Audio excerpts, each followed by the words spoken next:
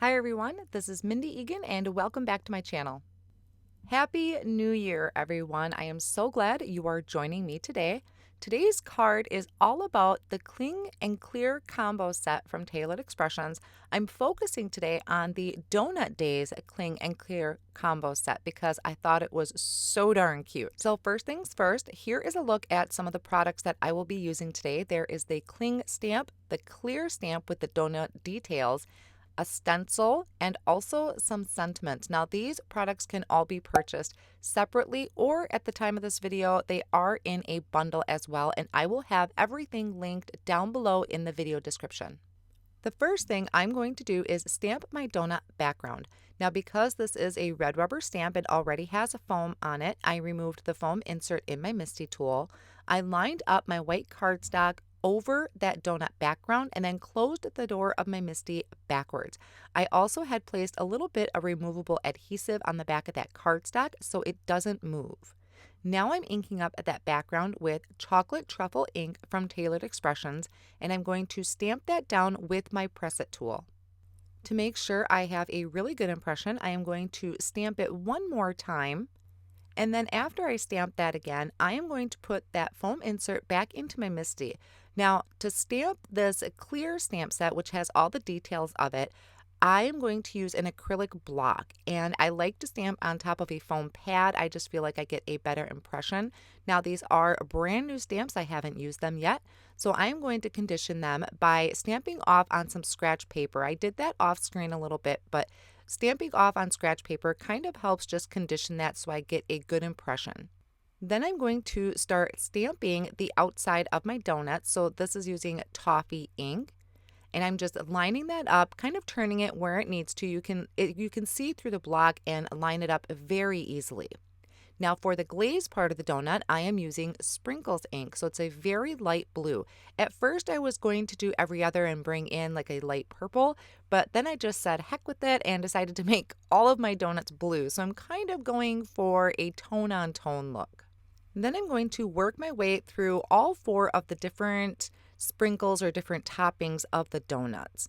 And I am going to stamp all of these in Cookie Monster ink. So it's a little bit darker of a blue. Started out with the polka dots, and this one I did try and count out about every fourth one, but I also wanted to make sure they weren't quite right next to each other or lined up. So I just went through all of the toppings.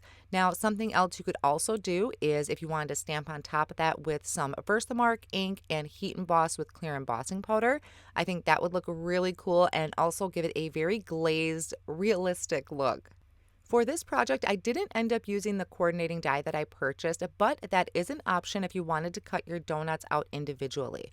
One of the reasons that I really like this set is even though it was released during a Valentine's Day release, I think it is great for year round. I'll show you the sentiments later that kind of go along with this, but you'll be able to see that it is just something that is very versatile and well worth the money when you can get more uses out of it than just one holiday. Now I'm going to bring in the Donut Days stencil, and this one is going to add sprinkles in between all of our donuts. So this is completely optional. You don't have to do this, but I thought it would be a lot of fun. I placed that over my cardstock, and I'm holding that down with my magnets on my Make Art station, and then I'm just quickly blending on Cookie Monster ink with a blending brush. Now before I remove my stencil, I thought it'd be really cool to add some sparkle to this. So I'm just taking a rag and I'm going to brush off or just wipe off any excess ink that I can. And now I'm using Glitter Glaze Fallen Snow from Brutus Monroe. I have kind of a collection of his glitter glazes, and I really want to get to using some of these products that have been collecting in my drawer. So just using a tonic spatula, I'm going to brush this on. Now, whatever you have here on your brush or on your spatula, do not put back in your jar because it does pick up some of the colors, so you don't want to contaminate your jar. Then I'm going to just carefully peel that up with my tweezers. I'm going to rinse off my stencil in my sink with warm water and soap, and I'm going to just set this off on the side to dry.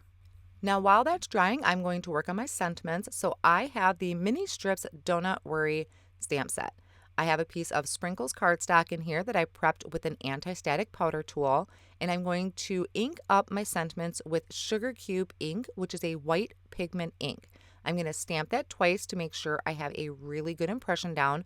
Also make sure you're getting those registration marks off on the side. Then I'm going to come in and sprinkle on some white embossing powder, also making sure to get those squares on the side. Those are your registration marks. And then I'm going to heat that up and melt my embossing powder. This is why it was important to get those registration marks, as I'm bringing in the mini strips asymmetrical die and I'm lining those registration marks up with the squares on the die. And then when I die cut that out, all of those sentiments will die cut out at once. I trimmed my panel down to 4 by 5 1/4, and I'm adding it to a piece of Sprinkles cardstock cut to 4 1/4 by 5 1/2, just using my tape runner. And now I'm going to go through all of these really fun sentiments and pick out which ones I want to add to the front of my card. I decided to go with kind of a birthday theme. So I'm going to put some foam skinny strips behind each of those sentiments.